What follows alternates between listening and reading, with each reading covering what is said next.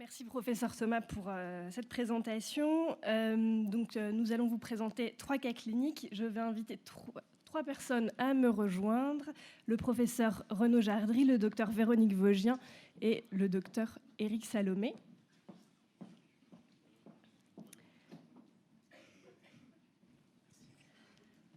Le professeur Jardry est professeur de psychiatrie de l'enfant et de l'adolescent à la faculté de médecine de Lille.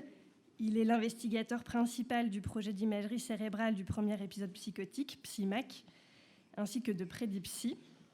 C'est un outil d'aide à la décision d'orientation et de soins des patients expérimentant un premier épisode psychotique. Le docteur Véronique Vogien est psychiatre addictologue.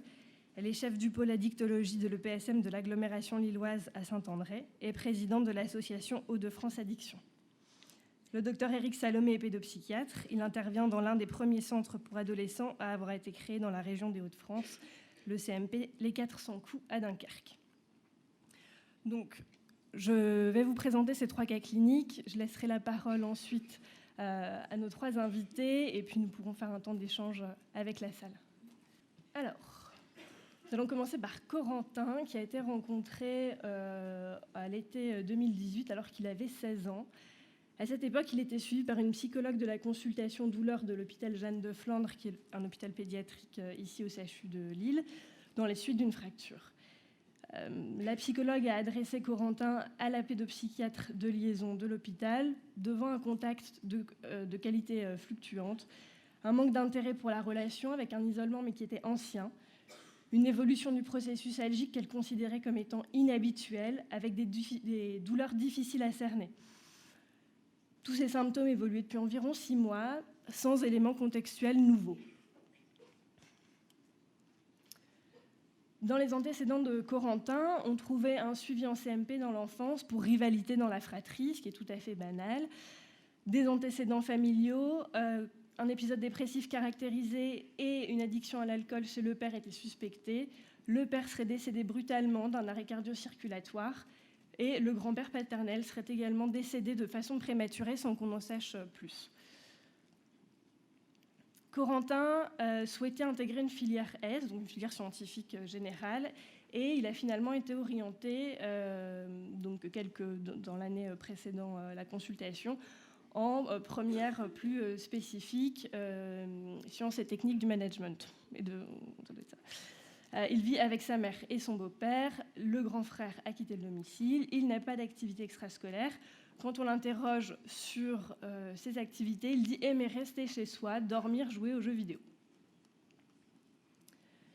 Lors du premier entretien pédopsychiatrique, il a effectivement un contact bizarre, une voix assez monotone. Il est très peu loquace. Il décrit des relations amicales tout en précisant qu'il a peu d'intérêt pour les autres. La mère le décrit comme peu empathique. Et elle rapporte des changements progressifs ayant débuté à la préadolescence. On repère un déclin du fonctionnement global, mais vraiment très, très progressif chez cet adolescent. L'évaluation pédopsychiatrique se poursuit. Une CARMS, qui est une échelle d'évaluation assez spécifique justement à la recherche de symptômes psychotiques et de dépistage précoce des sujets qu'on dit à ultra haut risque de transition psychotique, est réalisée. Et effectivement, suite à cette passation, on considère que Corentin est à ultra haut risque de transition psychotique. Cette notion lui est expliquée, ainsi qu'à sa mère, qui se questionnait justement sur cette fameuse crise d'adolescence. Du coup, on insiste sur la nécessité d'une prise en charge spécifique, d'évaluation régulière des symptômes, devant un enjeu clinique et fonctionnel global. La prise en charge peut donc se poursuivre en CMP adulte de son secteur. Une remédiation cognitive débute. L'adhésion au projet de soins est tout à fait satisfaisante de la part du jeune et de sa mère, qui est également reçue régulièrement par la psychiatre de Corentin. Et progressivement, encore une fois, la clinique continue de s'aggraver, l'irritabilité est de plus en plus marquée, les conflits deviennent de plus en plus importants avec sa mère, du fait aussi de difficultés de communication. Il s'isole de plus en plus et alors que durant l'été Il y a une erreur là, c'est plus juin-juillet, c'est au mois de décembre, novembre-décembre, donc 6 mois après, alors qu'il avait plutôt des illusions durant l'été. Là, il y a des hallucinations qui sont franches, plurisensorielles, avec une critique qui est plutôt partielle, des idées de persécution et de grandeur. Donc là, la transition psychotique est faite. Donc on peut déjà parler de premier épisode psychotique. Et pourtant, on n'est pas dans des symptômes très bruyants, on n'est pas dans ce qu'on a tous en tête de bouffée délirante aiguë. On est dans quelque chose qui pourrait être plus subtil. Mais il s'agit bien d'une transition psychotique. Donc un antipsychotique de deuxième génération est débuté chez Corentin. La symptomatologie psychotique régresse et la poursuite de la prise en charge est tout à fait possible en ambulatoire avec une poursuite de la scolarité, et le jeune reste toujours à domicile avec sa mère et les conflits s'amendent. Et la mère aussi peut comprendre ce qui se passe chez son fils et l'aider à gérer ça. Voilà pour Corentin.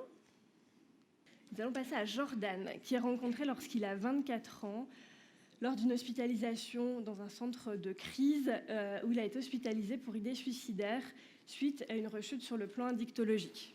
Quelques semaines auparavant, il avait été hospitalisé dans une clinique d'addictologie pour un sevrage en alcool.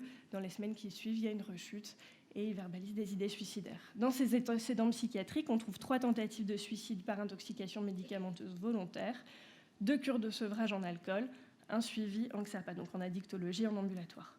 Dans ses antécédents familiaux, on retrouve une schizophrénie chez un cousin du père. Et lorsqu'il arrive au centre d'accueil et de crise, son traitement à domicile consiste en une benzodiazépine, un anxiolytique 4 fois par jour. Jordan est célibataire sans enfant, il est sans emploi malgré des formations qu'il avait entreprises au préalable. Les relations familiales sont décrites comme étant conflictuelles. Il n'a pas de domicile propre. Après une rupture de lien avec ses parents, il est hébergé chez des amis, également consommateurs d'alcool. Quand il était hospitalisé au centre d'accueil et de crise, les consommations d'alcool sont décrites comme étant anxiolytiques, notamment lorsqu'il doit être en relation avec autrui. Il se décrit comme impulsif, incapable de gérer ses émotions. L'humeur est triste, associée à un sentiment de vide et de perte de sens occasionnel. Les capacités attentionnelles seraient altérées depuis plusieurs années, les fonctions instinctuelles sont également perturbées. On retrouve encore une fois une altération du fonctionnement global et des symptômes de base qui sont repérés lors des entretiens. L'évaluation psychiatrique est affinée et on retrouve de nouveau un ultra-haut risque de transition psychotique chez ce patient qui venait effectivement initialement pour des idées suicidaires en contexte de consommation d'alcool, d'addiction à l'alcool. Et ce n'est pas des symptômes qui avaient été évoqués ni recherchés au préalable. Donc, lors de cette hospitalisation, la prise en charge proposée est vraiment une prise en charge globale, après explication du syndrome de l'ultra-haut risque de transition psychotique. Les parents de Jordan sont également mobilisés. Le syndrome leur est également expliqué. Il reprend son suivi addictologique. On démarre une prise en charge en CMP adaptée à ces difficultés. On travaille la question du soutien familial et on propose également une prise en charge sociale et une aide à la réinsertion professionnelle. L'adhésion au projet est initialement bonne, mais lors du départ de l'addictologue référent du patient, les soins s'arrêtent, le patient ne se rend plus aux soins et on a de nouveau un contact avec lui lors d'une hospitalisation pour pancréatite aiguë. Mais c'est un patient qui avait complètement disparu du circuit de soins. On va passer au suivant.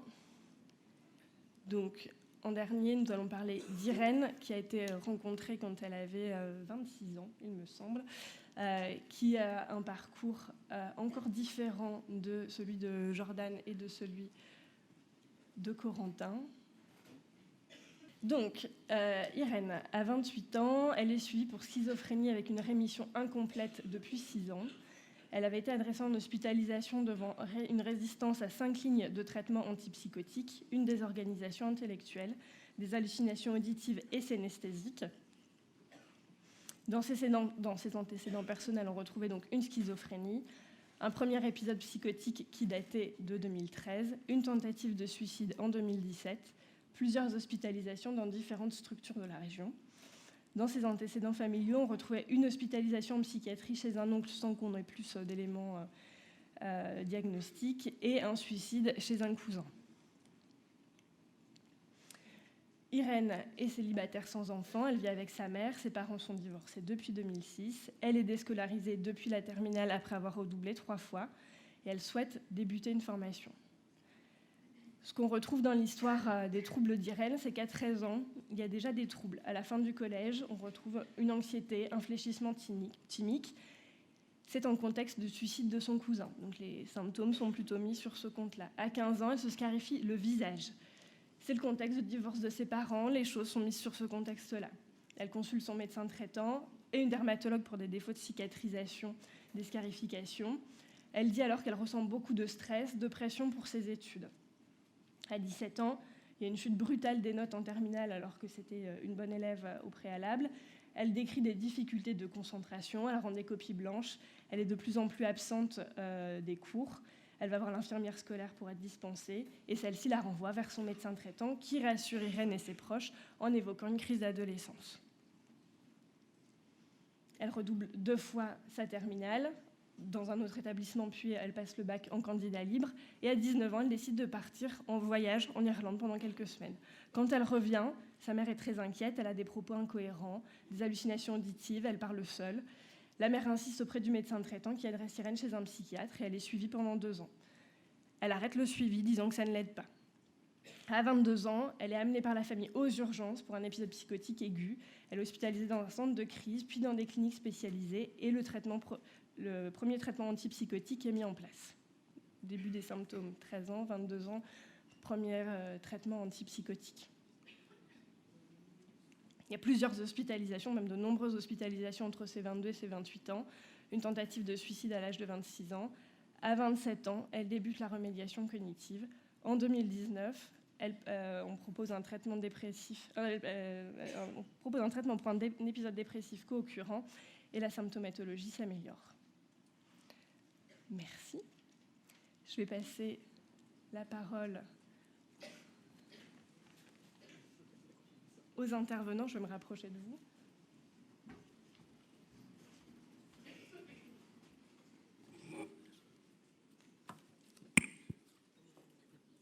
Pardon ?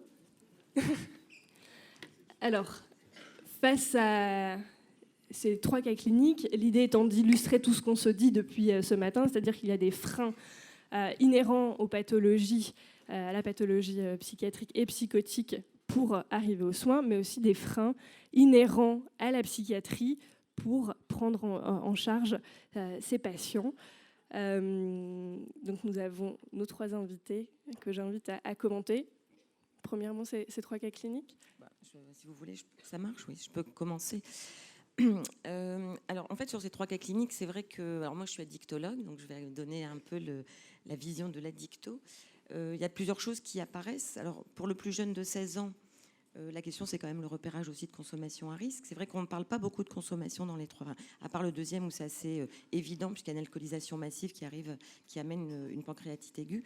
Mais pour les autres interventions, au fond, on ne va pas tellement chercher, ou alors ce n'est pas écrit dans les cas cliniques, mais on ne va pas chercher la question de la consommation. On sait évidemment que les pathologies duelles existent, on sait que la addiction et psychiatrie sont extrêmement liées. On sait aussi que les patients schizophrènes sont plus à risque de consommation de produits, de substances psychoactives. Et je pense que c'est hyper important, effectivement, d'aller faire le dépistage. Donc, ce jeune de 16 ans, avec quand même un facteur, on va dire, à risque de l'alcoolisation de son papa. Et là aussi, on sait qu'il y a en épigénétique le fait que les gènes vont effectivement se montrer différemment en fonction des traumatismes et des consommations. On peut aussi imaginer et garder quand même à l'esprit que ce jeune a beaucoup de risques, lui, de devenir consommateur de produits. Alors, le principal sera le tabac. Et là, on n'a pas du tout parlé de tabac sur les 3 interventions. Et je pense que là aussi, c'est hyper important dans les premiers épisodes d'aller dépister cette question du tabac, puisqu'en fait, on a vu tout à l'heure que leur espérance de vie était effectivement très inférieure à la population générale, qui est déjà dans notre région inférieure à la population générale de la France, et qu'en fait, cette diminution d'espérance de vie vient avec ces comorbidités somatiques, et dont le tabac est le principal, je dirais, facteur à aller chercher. Donc, un accompagnement précoce des consommations de tabac, cannabis, alcool, qui sont les trois plus importants, enfin les trois produits les plus utilisés chez les plus jeunes. Je pense que c'est vraiment chez les psychiatres, en première consultation, un repérage, dépistage à faire. Et je dirais, nous, en addictologie, malheureusement, ces jeunes-là, nous ne les voyons pas. Vous savez que les consultations jeunes consommateurs se sont mis en place pour voir les plus jeunes qui ne viennent pas nous voir, et on les voit la plupart du temps plutôt vers 24 ans lorsqu'il y a eu d'autres épisodes. Mais s'ils venaient nous voir pour des problématiques de consommation, je pense que les addictologues doivent absolument penser, comme on a dit en première ligne, la question effectivement d'un premier épisode psychotique ou premier épisode de troubles psychiatriques. Donc voilà pour le premier cas clinique. Je ne sais pas si vous avez laissé parler sur ce premier cas clinique. Mais... Allez-y. Oui, alors tout d'abord, moi je remercie la fédération de m'inviter. Alors je trouve que c'est une illustration de ce travail coopératif, puisque je suis là à la tribune, j'imagine, non pas en tant que spécialiste du premier épisode psychotique ou de la psychose émergente, puisque ce n'est pas le cas, mais comme pédopsychiatre de base. Et on évoquait tout à l'heure les territoires. Donc moi je viens d'un territoire un peu lointain par rapport à la métropole, juste ce qu'il faut, puisque je viens des Flandres maritimes. Donc j'ai traité un peu cet exercice, puisqu'on a quand même eu les cas cliniques il y a 48 heures. Donc on a un petit peu d'avance sur vous. Donc je l'ai traité de manière assez spontanée, en me disant, on me raconte des histoires. Je trouve que celle de Corentin, même si l'histoire est sérieuse et sévère, puisque effectivement les psychoses émergentes, on est sur un diagnostic avec des retentissements et des conséquences assez sévères, assez importantes. Lui, c'est quand même la belle histoire dans ce qui est raconté. Et je me suis interrogé sur ce qui fait que ça peut quand même être une belle histoire relative en tant que pédopsychiatre. La première chose, donc j'ai quelques remarques comme ça ou quelques associations d'idées. La première, je me suis dit, tiens, c'est le lieu de la rencontre. Il est rencontré à Jeanne de Flandre dans une consultation douleur. C'est-à-dire qu'en fait, ces jeunes, on ne va pas forcément les rencontrer là où on les attend, en psychiatrie, ou voire même aux urgences. On a évoqué tout à l'heure effectivement les tentatives de suicide, là pour le coup, mais il est tout à fait possible et probable que les lieux de rencontre soient des lieux au départ non spécialisés. D'où l'intérêt effectivement qu'il y ait soit de la psychiatrie de liaison, soit que les professionnels de première ligne puissent être suffisamment formés pour pouvoir faire ce repérage, dépistage, repérage. Ça, c'était la première chose. La deuxième chose qui m'a interrogé, alors il me semble que dans la littérature, c'est plutôt original, c'est qu'en fait, il avait déjà fréquenté des lieux de soins, puisqu'il a fréquenté un CMP dans l'enfance. Alors, il me semble que, tout au moins pour l'instant, dans la littérature, ce qui est dit, c'est que les jeunes qui présentent un premier épisode psychotique, dans leurs antécédents, on ne retrouve pas la fréquentation de la pédopsie de manière remarquable. Bon, lui, c'est un... Si, tout à fait. C'est souvent ce qui est souligné. Et dans ce type d'intervention, la question, c'est un peu où sont les pédopsychiatres ? Là, on est 3. Déjà, ça paraît beaucoup, mais c'est effectivement ce qu'on retrouve. Ils n'ont pas d'antécédents de suivi, en général, en pédopsychiatrie. D'où ma question, parce que finalement, j'ai fait une sorte de parallèle avec l'autisme et ce qu'on a connu dans le domaine de l'autisme. C'est-à-dire que pendant très longtemps, on a plutôt pensé que les signes étaient d'apparition relativement tardive, et on a été en phase avec ce que nous disaient les parents, comme quoi l'enfant s'était développé de manière ordinaire jusqu'à un certain âge, jusqu'à ce que, à la fois les travaux d'observation précoce, d'observation du bébé et l'utilisation des films vidéo ont montré qu'en fait, il y avait déjà des signes d'alerte qui pouvaient être très précoces. Et ma question, c'est, n'y a-t-il pas des signes ? Alors, ce serait plutôt comment repérer des signes qui ne sont pas spécifiques, mais qui mériteraient, enfin, c'était le schéma qu'a présenté Anaïs Vaglio, hein, c'est comment rentrer dans le grand cadre MOVE des premiers signes non discriminants et non spécifiques. Voilà. Et alors, surtout, enfin, moi, sinon je vais durer trop longtemps, ce qui m'a beaucoup intéressé, et c'est d'ailleurs le terme de transition, c'est-à-dire que, je ne sais pas si vous avez remarqué, il y a une subtilité dans la présentation du cas clinique, c'est qu'on passe de la pédopsychiatrie à la psychiatrie adulte. vous n'avez pas beaucoup insisté, mais en fait, la première rencontre à Jeanne de Flandre, c'est une pédopsychiatre, un peu particulière, puisque quand même, elle a la formation pour faire passer une CARMS. Donc moi, dans ma lointaine province, je vais essayer de me renseigner pour savoir qui est formé, si jamais on avait un doute et qu'on avait besoin effectivement de cette évaluation spécifique. Et ça, c'est déjà peut-être une des premières questions, c'est dans les différents territoires, où va-t-on trouver des ressources aussi spécifiques et nécessaires? Voilà. Et donc, Corentin, il a fait pas qu'une transition psychotique, il a fait une transition d'un secteur de pédopsie, ou tout au moins de prise en compte par pédopsie, à la psy dite adulte, c'est-à-dire psychiatrie générale, mais plutôt orientée adulte. Et ce qui n'est pas raconté dans l'histoire, et forcément, moi j'aime bien qu'on me raconte aussi ce qui a priori n'est pas raconté dans l'histoire, c'est comment vous avez fait pour cette transition. C'est-à-dire que vous ne vous êtes pas posé la question de l'âge, parce que Corentin a juste 16 ans, hein, en règle générale, ça fait résonner, parce que, ah oui, mais 16 ans, c'est pour qui ? Et donc, vous avez laissé de côté cette question des territoires et des frontières chronologiques pour passer sur les besoins de Corentin et où va-t-on trouver les ressources adéquates par rapport aux besoins de Corentin. Et cette transition, elle me paraît intéressante. Comme je suis pédopsie, ça fait aussi un écho avec Winnicott, l'espace transitionnel, avec l'idée qu'on peut avoir une représentation qui soit autre que des frontières, avec des territoires qui seraient on est soit là ou soit là. La question, c'est pour passer de là à là, quels vont être nos doudous, nos objets transitionnels, nos espaces transitionnels qui permettront ce passage. Voilà un peu ce que m'a évoqué l'histoire de Corentin.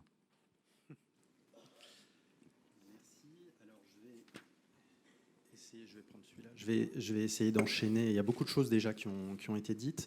Déjà, tu veux répondre à cette question ou j'enchaîne je peux. En fait, on ne s'est pas posé la question. C'est surtout ça. C'est l'idée de faire ensemble. Et quand on travaille ensemble, effectivement, c'est plus facile.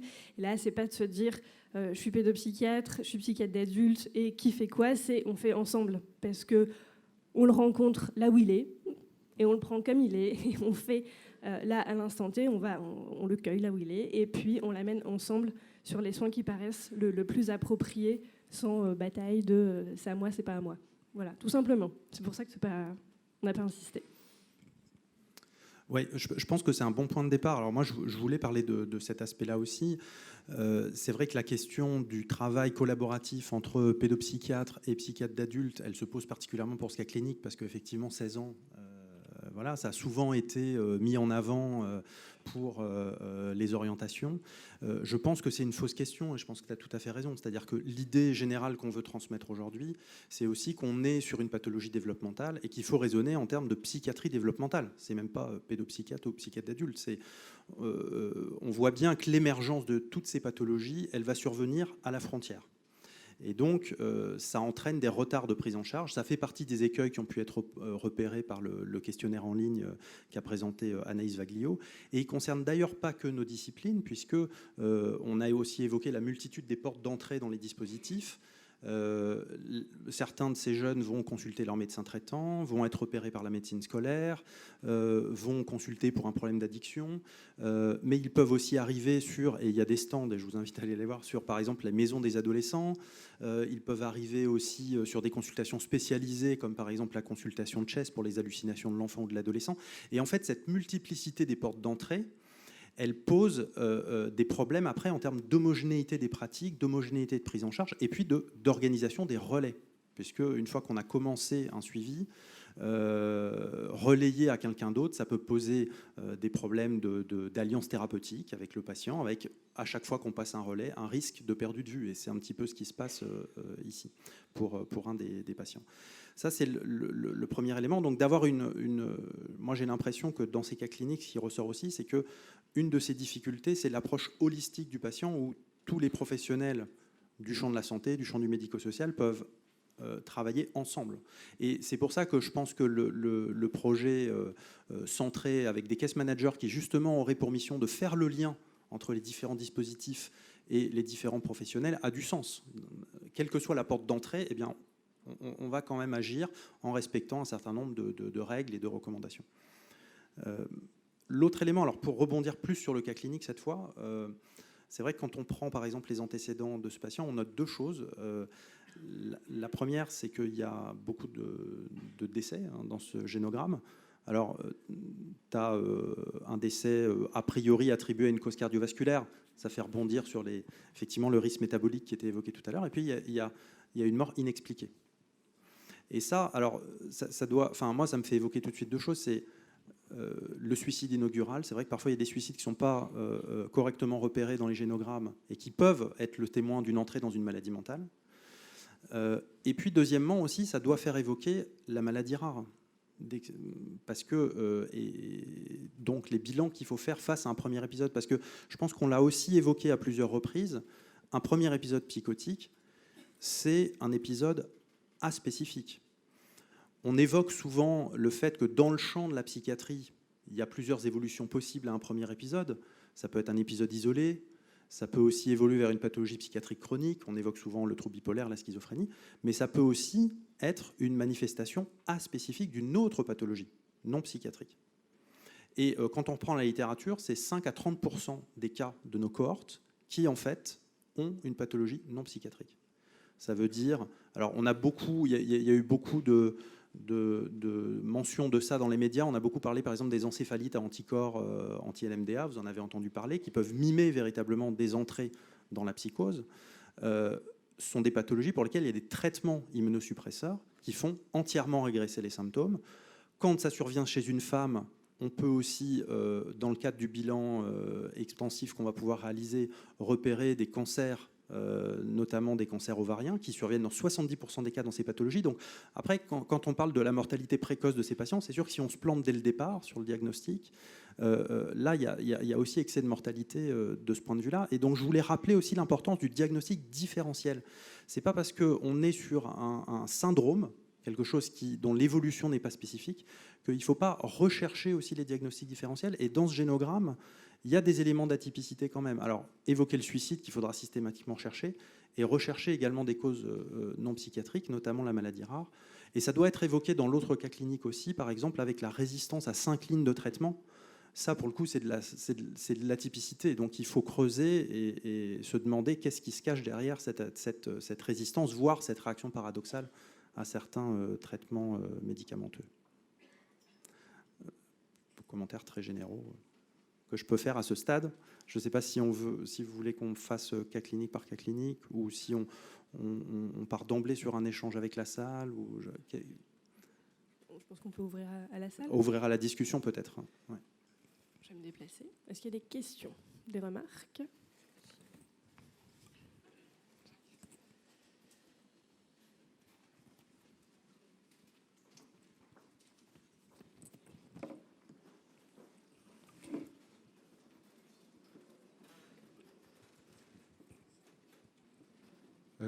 J'avais une question sur la prise en charge des familles et des aidants, de savoir à quel moment vous leur proposiez des prises en charge sur Profamille, par exemple.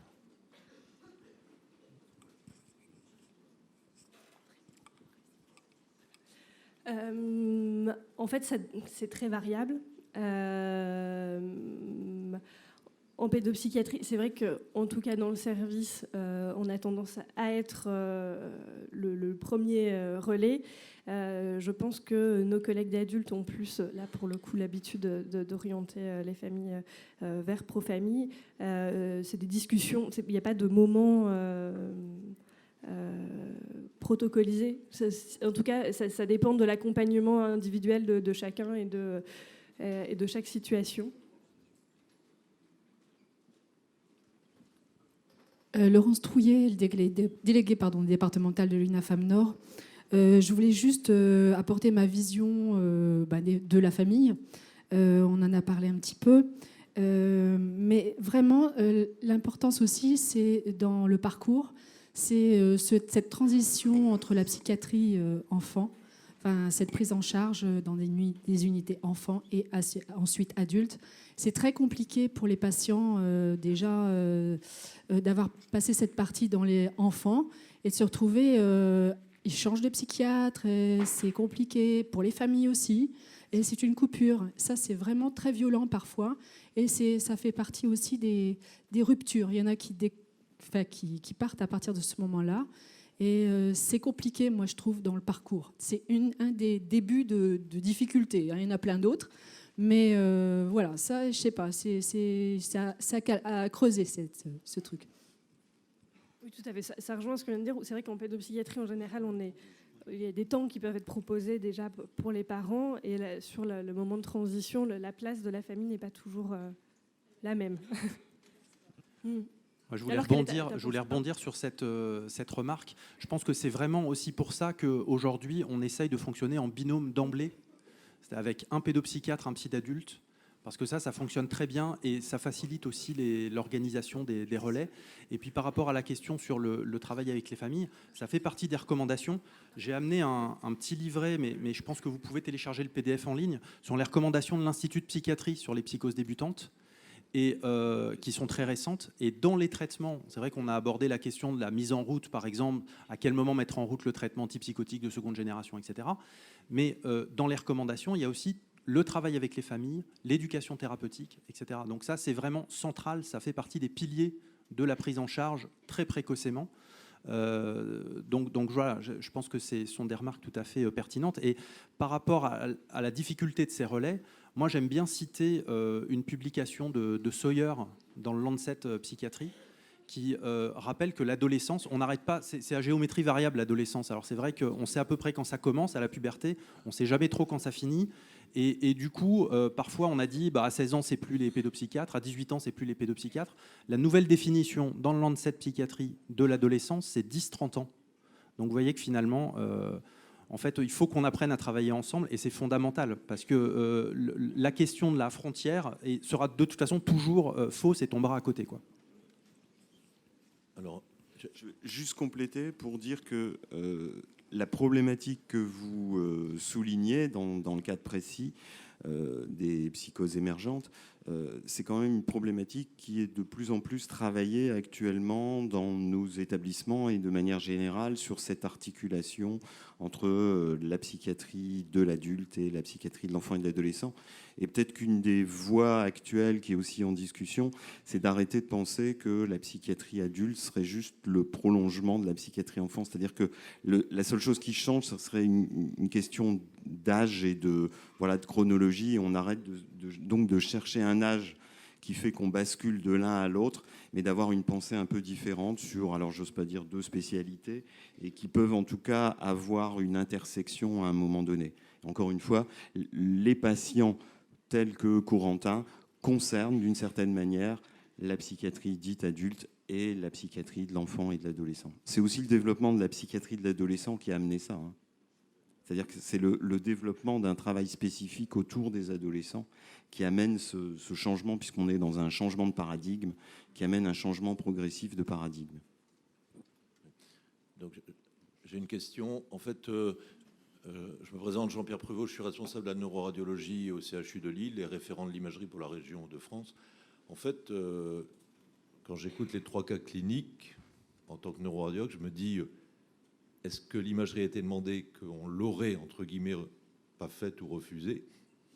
Ou alors, est-ce que par hasard, elle n'aurait pas été demandée? J'interpelle mon binôme, Renaud. Merci Jean-Pierre, ouais, c'est une très bonne transition. J'évoquais tout à l'heure les diagnostics différentiels. Alors, on ne fait pas des examens paracliniques que pour le diagnostic différentiel, bien entendu.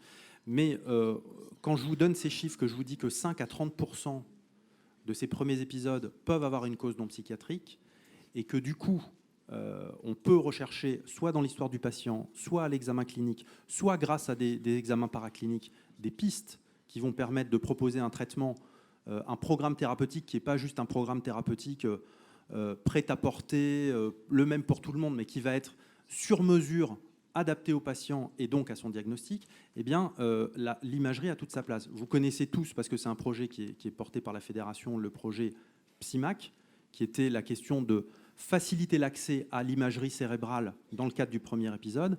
On a constitué des binômes psychiatre-radiologue, pédopsychiatre-radiologue, une dizaine dans la région. Jean-Pierre Pruvot et mon binôme sur le CHU de Lille. Et donc, l'idée, c'est que quand vous demandez l'imagerie? Parce que dans les recommandations de 2003, cet examen paraclinique n'était pas systématiquement recommandé, c'était sur point d'appel. Dans les recommandations de 2018 de l'Institut de psychiatrie, cet examen est présenté comme à faire de manière systématique.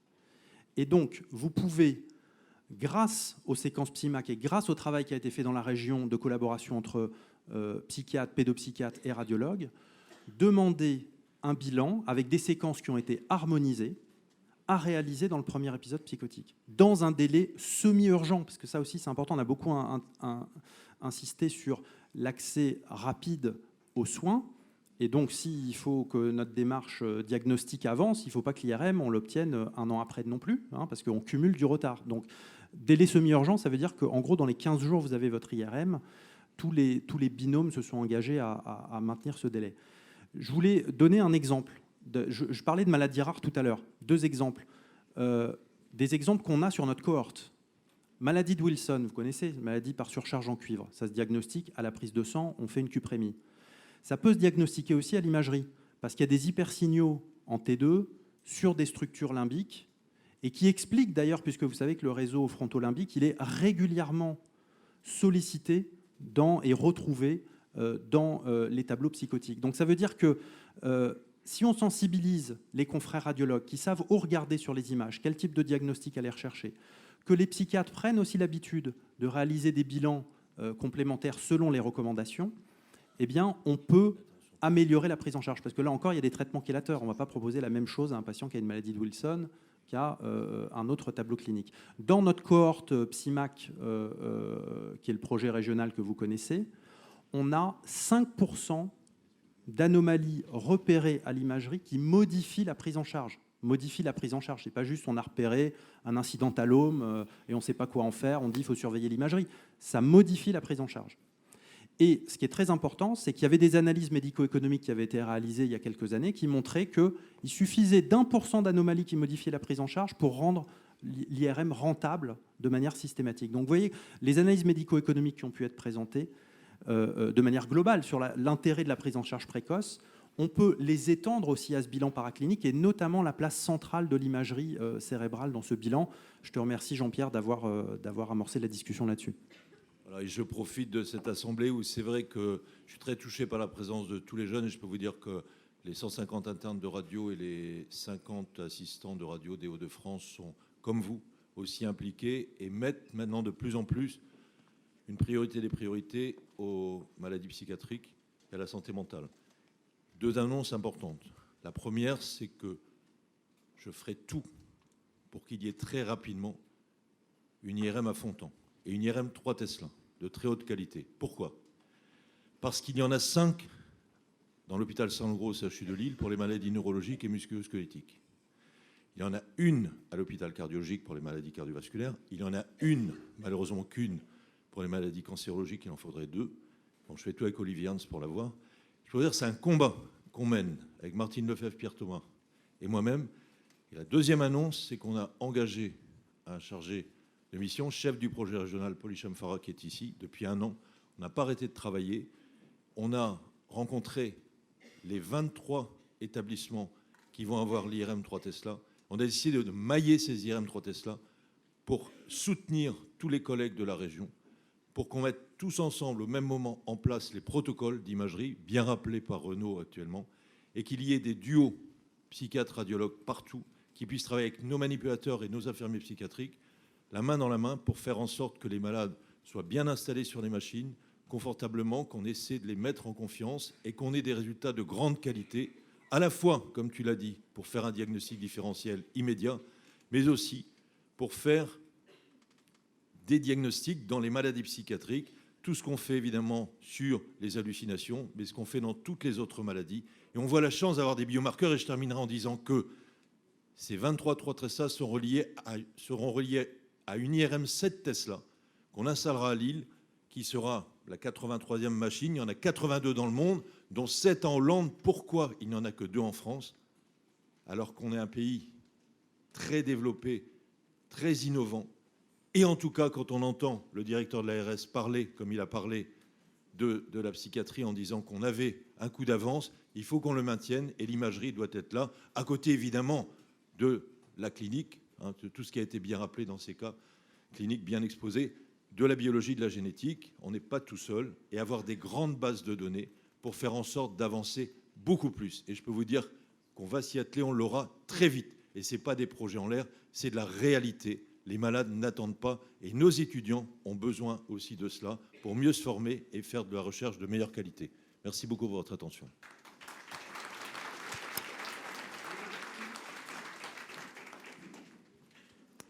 Merci, professeur Pruvot, pour ces annonces. Est-ce qu'il y a d'autres remarques? Est-ce qu'on a le temps pour...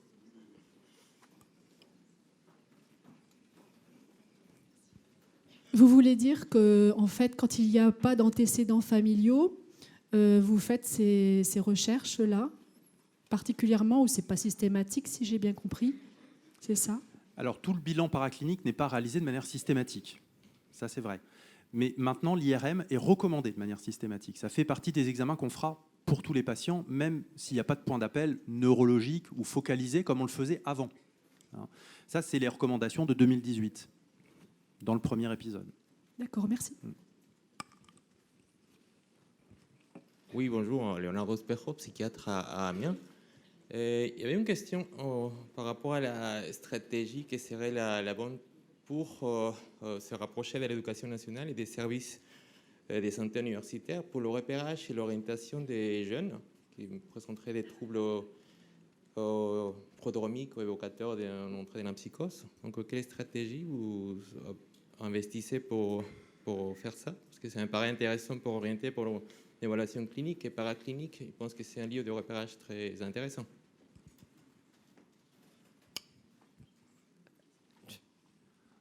Je peux dire un mot, mais je pense qu'Anaïs Vaglio pourrait aussi enchaîner. Ça fait clairement partie de nos partenaires prioritaires. C'est-à-dire que c'est non seulement une porte d'entrée majeure et de repérage des difficultés, mais je pense aussi que clairement, ils sont en sous-effectif et en faible nombre pour pouvoir gérer toute la pathologie psychiatrique qu'on peut repérer au cours des études. Et donc, c'est aussi tout l'intérêt de pouvoir renforcer ces équipes et de créer du lien avec les case managers qui, lorsqu'il y a le repérage de difficultés, vont pouvoir être aiguillés sur des dispositifs de soins adaptés. Et donc, je pense qu'on en a bien conscience.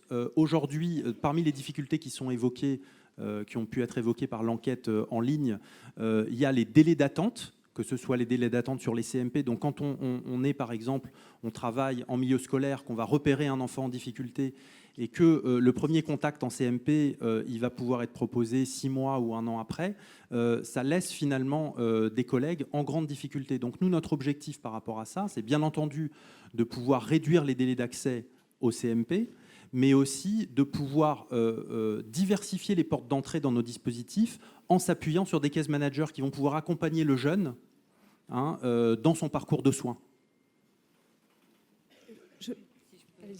Il y a aussi un travail qui est fait effectivement avec l'université. En fait, on sait que le moment de l'entrée en université est une période quand même charnière aussi, où on a là l'émergence de troubles psychiatriques, mais aussi de conduite addictive. Et en fait, il y a un travail qui se fait. Alors, nous, dans l'établissement, comme le secteur de Villeneuve-d'Ascq fait partie de l'établissement, il y a un travail très particulier avec eux, parce qu'on sent qu'il faut absolument renforcer les liens. Je pense qu'il y a un repérage qui n'est pas suffisamment fait. On sait que l'association, effectivement, Addiction Psychiatrie va commencer là. Plus on repérera les consommations à risque, plus on favorisera la non-émergence de troubles psychiatriques, et plus on repérera les troubles psychiatriques, plus on favorisera la non-émergence de troubles en fait, liés à l'usage des substances psychoactives. Donc il y a vraiment un lien extrêmement fort à faire avec cette période où les enfants, les ados, les enfants sont vus en général par les médecins généralistes, etc. Les adolescents ne sont plus vus. Et on voit que cette période-là est la période la plus fragile, où en fait ils ne voient plus, ils n'ont plus de contact, ni avec la médecine, ni avec la psy. Donc oui, c'est un travail qu'il faut absolument vraiment faire avancer cette année. Pour compléter, en fait, il y a des initiatives qui sont très locales et différentes en France. de partenariat entre l'éducation nationale et les secteurs, alors pour le coup de pédopsychiatrie, et le CCOMS, le centre collaborateur pour l'OMS en santé mentale, va travailler sur cette question là dans les 2 années qui viennent. Il y a des centres qui ont été choisis, repérés et qui vont travailler ça. L'idée, ça va être d'étudier comment ces partenariats sont implantés en France, comment ils fonctionnent et les résultats que ces actions peuvent mener et ce que ça peut amener pour une prévention et un dépistage plus précoce, une prise en soin plus précoce. Est-ce qu'il y a d'autres remarques ou questions ? Peut-être pour compléter d'un point de vue pratico-pratique, je pense que tout à l'heure on évoquait l'échelon du territoire de santé mentale, parce que la question c'est à quel échelon de territoire effectivement les volontés de partenariat, les volontés d'articulation, alors sans quand même en tenant compte aussi des possibilités des uns et des autres, il faudrait quand même le rappeler, que ce soit du côté des secteurs, puisque effectivement quand on rappelle un délai d'attente, ça interroge, et on sait très bien que les délais d'attente, il me semble, en CMP et en pédopsie sont aussi liés aux services de première ligne.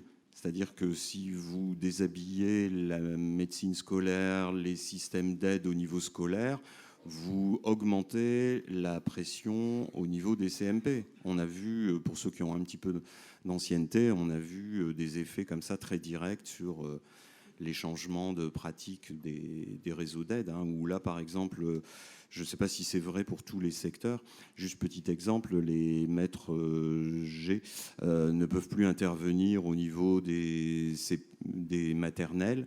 Eh bien, toutes les problématiques, on a une augmentation des moins de 6 ans qui arrivent au CMP.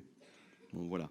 Mais là, ce que je voulais dire, c'est que je pense que ce qui est intéressant, c'est de voir à quel échelon de territoire on peut travailler ça. Et il y a différentes dimensions. La première, classiquement, dans ce cas-là, c'est qu'il faut se connaître. Donc, il faut savoir où sont les personnes, les lieux. Mais après, la deuxième étape, qui est souvent la plus compliquée, c'est une fois qu'on se connaît, c'est comment ça fonctionne. Et c'est à ce niveau-là. C'est-à-dire, en fait, il y a repérage et adressage. Et il me semble que parfois, dans les exemples cliniques qui ont été donnés, dans les 3 exemples cliniques, il y a la question de repérer, attribuer au repérage un signe qui soit juste. Quand on dit c'est une crise d'adolescence, c'est-à-dire qu'on a repéré qu'il y a quelque chose qui se passe. Par contre, la lecture de ça, on a du boulot à faire. Moi, j'étais, en tant que psychiatre d'adolescence, j'ai encore eu quelques frissons dans le dos d'entendre là 4 ou 5 fois depuis ce matin la notion de crise d'adolescence, qui est un super faux ami, qui est très discutable et qui mérite effectivement, là, c'est de la formation de base avec, par exemple, les infirmières scolaires, les médecins scolaires. C'est le petit bouquin Adolescence pour les nuls, ce qui n'est pas une injure, mais vous savez, c'est ces petits bouquins qui vous permettent d'avoir en gros les connaissances de base qui vont vous permettre de vous dépatouiller. Mais une fois qu'on a fait ça, si par exemple le médecin généraliste a repéré que ce n'était pas un processus d'adolescence banal, mais qu'il y avait des éléments d'inquiétude, c'est qu'est-ce qu'il fait ? Et donc on est à cette étape d'adressage. Et je pense que là, pour le coup, le secteur... Alors voilà, à l'échelon d'un secteur, à l'échelon d'un territoire de santé mentale, là on a du boulot pour que les choses puissent être travaillées. Parce que sinon on est aussi dans le flux de demandes. C'est-à-dire sur 100, si les partenaires de première ligne adressent point au CMP, on a besoin, nous, qu'ils filtrent. C'est-à-dire si moi je sais que je peux travailler avec telle infirmière scolaire, tel psychologue de l'éducation nationale, tel généraliste avec qui on a travaillé, quand il va avoir besoin que la consultation elle soit à 1 semaine ou 15 jours et non pas à 3 mois ou 4 mois, eh bien, il appelle, mais avec des arguments de son repérage. Et c'est ça qui nous reste à construire. On a des petits embryons de part et d'autre, mais je pense que c'est là la partie du travail importante à faire maintenant.